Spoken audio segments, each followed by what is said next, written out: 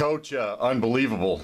Year 13. It's gone by quickly, and the way the tournament has turned into a genuine, nationally recognized and respected tournament has been a wonderful success story. But let's talk now. Let's go ahead and talk about this one that's coming up beginning on Friday. Another great field. And I'm just going to let you have the floor. Tell us about the great field of this year's tournament. We really do, Rich. I mean, this year we've got 3 teams that are preseason nationally ranked within the top 15 in the country. We've got Arlington Country Day, Cape Henry Collegiate out of Virginia, and then Our Savior New American out of New York City. So, excuse me, out of Center Reach, New York, not New York City, a suburb of it there. Mm-hmm. Our local teams are as good as we've ever had. I mean, we've got in South Carolina, we have the number 1, 2, and 3 of the Class 4A ranked teams in the state. We got Wando, which is ranked number 1 in 4A. Spring Valley's number 2 in 4A. And Hillcrest is playing in the Carolina Challenge. They're number 3 in 4A. All 3 of those are participating in either the tournament or the showcase. In Class 3A, we got the number 2 ranked team in the state in Dreer with Tevin Mack. And in AA, we have number 1 ranked and number 7 ranked team in the state in Keenan and Mullins. We've got some great matchups that first Friday night with the local teams. We'll have Lower Richland playing against Keenan. They've already split 1 game apiece each so far this year, so this will be sort of the rubber match of their rivalry, which is always a big rivalry. And then we've got Hammond and Dreer with Tevin Mack and 7th Woods going against each other in the 8:30 nightcap. So that should be exciting, both offensive, explosive type players there. So that's just to get it tipped off on the first night.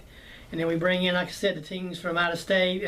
They include Kinston High School, which is defending 2A state champs there. They have Brandon Ingram, which is, he hasn't committed to anyone yet, but his list includes North Carolina, Duke, Kentucky, Kansas right now as his choices. So either one of those are pretty big time. He's the top 15 player in the nation there. We've got Morgan County out of Georgia, played our tournament last year. They're defending Class 3A state champs in Georgia. They have Tookie Brown, which is a guard committed to Mississippi State. They have Jalen Ingram, which is a 6'6" junior that's been receiving high looks from Georgia Tech, Georgia, all the SEC type schools there. And one of the most exciting players anywhere in the tournament is going to be for Trinity Christian, which is Dennis Smith Jr. He's one of the top. He's rated as one of the top 5 or 6 juniors in the country. He's a guard, about 6'2". Very explosive player. So there's a possibility that even Dennis Smith Jr. and 7th Woods could end up possibly, if both win the first round game or if both lose first round games, they could be matched up against each other in the second round. So we got some really exciting games coming up. So we just can't wait to get all of them in. And to throw something in there that'll be attractive to especially the young people that are going to want to come and see the individuals play.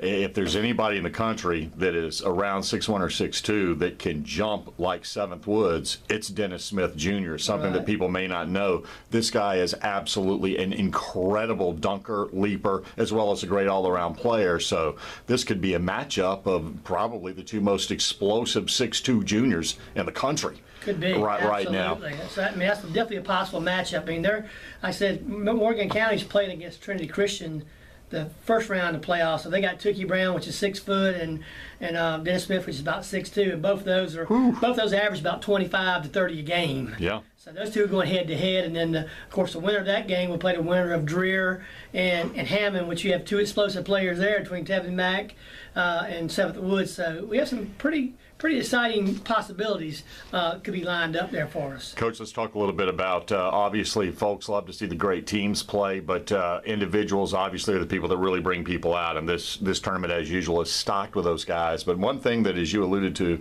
a moment ago, that separates maybe this year, maybe more than any other year in the 13, is the fact that there are more great local, and by local I'll just say South Carolina based players, although most are from right here in Columbia. But you have Jalik Felton from Mullins, who scored 48 on Saturday night. And North Carolina obviously loves him. His uncle, I believe, is Raymond Felton. You have Seventh Woods, who did his thing against Spring Valley, who has P.J. Dozier, who's committed to Carolina. You have, as you mentioned, Mac from Dreer, that's going to VCU and is a terrific player that's nationally recognized. The local talent here, being a guy in yourself that coached back in the glory days when Columbia was truly a national hotbed of talent, it's kind of returned, hasn't it? Well, it has right now. I mean, it's just so exciting to be able to come here in Columbia and to see so many great players here between the Columbia, between our state too. I mean, we got Wando High School. I hadn't even hardly mentioned them yet, other than tell you that they got Jamez Rogers, which is another exciting junior type player. So we're really in our state right now, but especially the Midlands. This is about as strong as our Midlands has been in a while to have that kind of talent between P.J. Dozier and Seventh Woods and Tevin Mack. And like I said, Jalik Felton's, within the state, and all those guys are just highly recognized nationally.